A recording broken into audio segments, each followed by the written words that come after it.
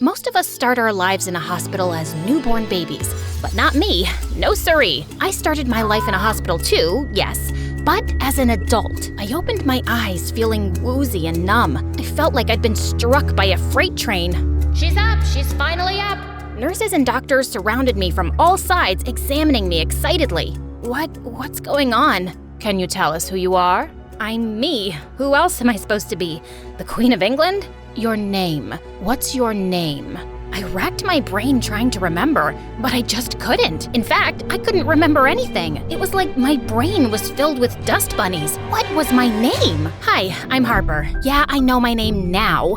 And I woke up in a hospital bed one day with no clue who I am. But before I continue my crazy story, please like and subscribe. There was nothing wrong with me, except, my amnesia. The doctor told me my name, that I was 18 years old, and apparently, I'd been unconscious since an accident I'd had 2 weeks ago. But what she said next turned my world upside down. "Both of your parents are in jail." My jaw dropped to the floor. I was the daughter of some criminals? Just when I thought things couldn't get any worse, the doctors decided to kick me out. Release me from the hospital. "No other friends or family came forward, so you'll have to manage on your own." How on earth am I supposed to do that? I barely know my own name. "You're physically and mentally fine, and you'll start to regain your memory over time. Here are your belongings, and I've called you a cab to your home address. That's where we'll be sending you the bill too. Now goodbye." And then she practically pushed me out the door. Just wow. I hoped I wasn't some kind of weird loser or creepy pariah. Seriously, what kind of person has no friends or family to show up for them? Forget going home. I needed to find my parents, whatever their names were. They'd give me the answers I needed. I turned my attention to my so-called belongings, which consisted of a purse. I rummaged inside, hoping something would spark a memory, but it just felt like I was going through someone else's stuff. I found a phone, wallet, keys, and a chocolate bar. Yum. I turned on the phone, but it needed a passcode to unlock it. I typed a few different combinations, but none of them worked. And then my phone locked me out for guessing wrong too many times. Just then, a black Mercedes screeched to a stop right in front of me. A really cute boy, a little older than me, poked his head out the window, staring at me in shock. "Harper, oh my gosh, are you okay? I've been searching for you everywhere." Who are you? "I have amnesia." He jumped out of the car and ran to me. "Really? So you don't remember anything?" "No, duh, that's how amnesia works." This guy was a pretty package, but he wasn't too smart. "I'm Mason, your neighbor, and, your friend." "My friend?" Mason pulled out his phone and showed me a photo of the two of us together smiling. We looked good together. "Have you spoken to your parents?" "Not yet. My stupid phone's locked, and I can't remember the password." Mason put his hand on my shoulder. "Don't worry about it. I'm here now." Just then, I heard heavenly music play as the skies opened up and a bright light shined down on my head, and then butterflies danced around me. I wasn't a weirdo. I had a friend. Plus, he was a cutie, and he smelled amazing. Mason offered to drive me home. "I'd like to see my parents first, but I don't know what jail they're in." "Don't worry, I'll find out and arrange a visit." Just then, my stomach let out a loud growl. "But first, let's get you some pizza. We can grab a slice down the corner." "A slice? I haven't eaten in 2 weeks, man!" Mason laughed and bought me an extra large pizza before taking me home. 20 minutes later, we pulled up to a luxurious apartment building. Wow, is this where I live?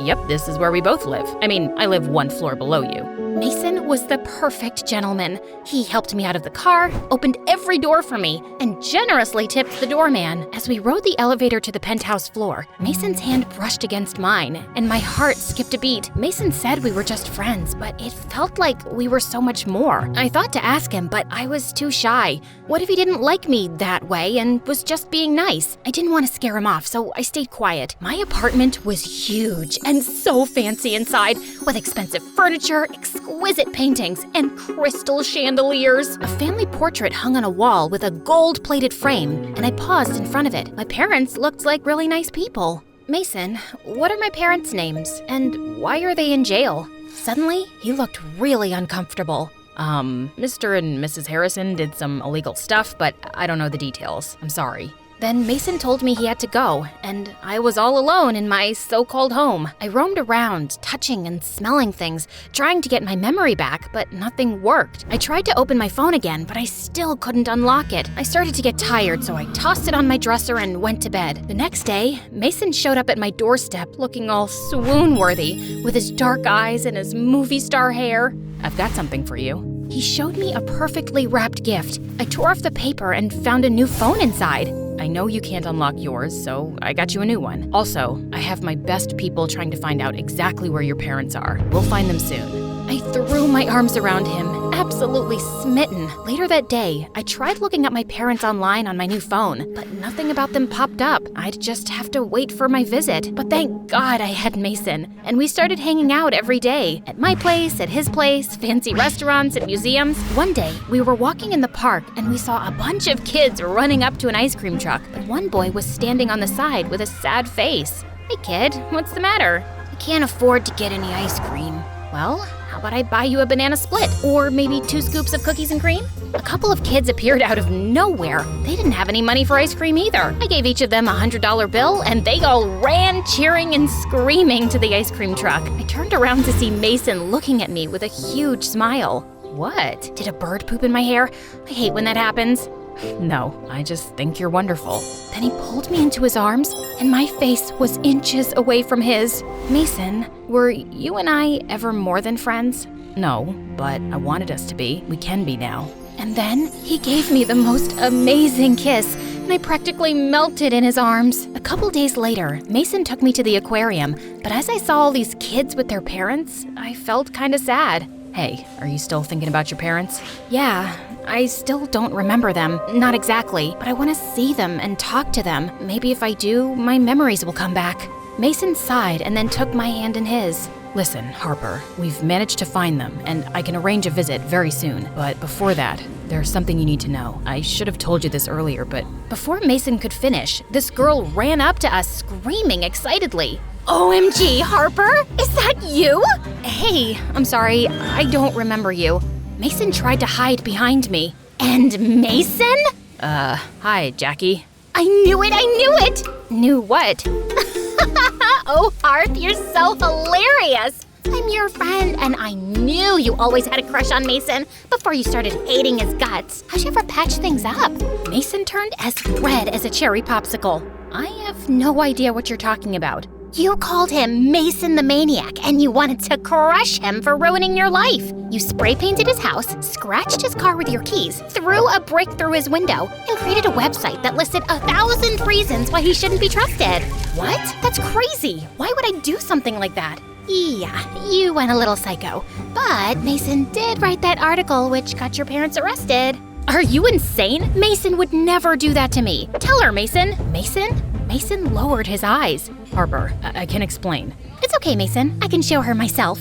Jackie pulled out her phone and showed me a news article with a headline that read, "Whiz Kid journalist puts criminal couple behind bars." The whiz kid was Mason, and the couple were my parents, and their names were Mr. and Mrs. Smith. Right beneath my parents' photo, there was a link to a video. With trembling hands, I clicked the link. It showed the police hauling my parents out of our apartment building, while a dozen reporters were taking pictures and firing questions. And Mason was right there in the front, with a smirk on his face. We're innocent. We didn't do this. That sneaky kid Mason is out to get us. Then suddenly, I came running out of the building and tackled Mason to the ground. We crashed into the reporters, then the video ended. It's not what it looks like. Yes, it is.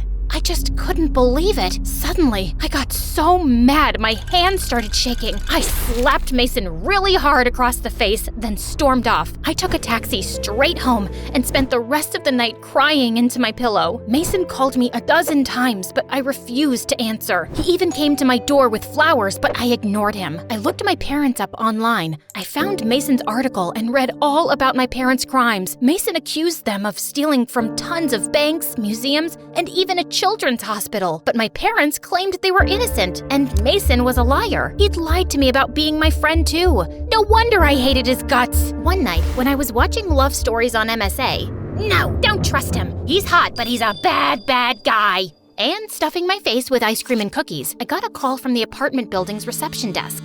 Ma'am, there's a call for you from your mother. I'm putting you through. I shot up straight as an arrow. My mom was calling me from prison? Oh, Harper, how are you? We heard you were in the hospital after the accident, and then you were released. I wasn't allowed to make calls any sooner, and I tried your cell phone first. Oh, I've been so worried, love. Mom, where are you? Can I come see you? I was able to schedule a visit to prison for the next day. I met my mom in this big room surrounded by other inmates and their visiting families. Oh, I can't believe you're here. Your dad wanted to see you too, but he got into a fight with an inmate and isn't allowed visitors for a week. I've missed you so much, baby. Suddenly, I just broke down in tears. Mom, I'm so confused. I lost all my memories in the accident. What? You don't remember anything? No, nothing. I just know that you're in jail because Mason said you guys did all these awful things. Mason? Oh, what I wouldn't do to wring that boy's neck. We wouldn't be in this mess if it wasn't for him. He's evil, Harper. You can't trust a word he says. I'll explain everything later, but first, you need to listen to me closely. Mom leaned in and whispered, "Get the money out of the safe." What safe? It's in a secret room behind my closet. Your dad and I stored things for the family business there. We didn't tell you about it because you were too young. I need you to use the money we've kept in that room to bail us out. The combination is in a drawer in my desk, and be careful. We had a misunderstanding with a few gangsters. Gangsters? Oh, I mean business associates, sweetie. Somehow they think we owe them money. Vultures. So if anyone suspicious turns up at the apartment, do not let them in. Mom gestured over my shoulder, and I turned and saw this scary man with a skull tattooed on his forehead, giving us death glares. Once I got home, I raced to my parents' room, found the combination, and typed it into the keypad on the back of Mom's closet. Then a wall opened up, and I walked into the secret room, my mouth hanging open. It was full of bags of money, jewels, and paintings. All the stolen items that Mason wrote about in his articles were stacked right in front of me. I was devastated. Mason was right. My parents were thieves. Just then, the doorbell rang, and a surveillance feed popped up on a screen in my parents' room. 3 scary gangsters with skulls on their forehead were at my front door. "We know you're in there, Harper. We want our money." I spoke through the speakers. "Sorry, Harper's not home. She's moved to the moon." The gangsters got really angry and kicked down the main door. I locked my parents' bedroom door, and feeling completely freaked out, I called Mason. Mason answered on the first ring. What's wrong? You were right. My parents are bad, and now these gangsters are out to get me. What should I do? Mason told me to run to the window. I peeked down and saw him waving at me from the window below. He told me to climb down. Are you crazy? What do I look like, Spider-Man? You used to climb down all the time when we were kids. Well, I don't remember that. Suddenly, I heard the gangsters pounding on my parents' door. Okay, maybe some memories are coming back. Come on, you can do it. I've got you.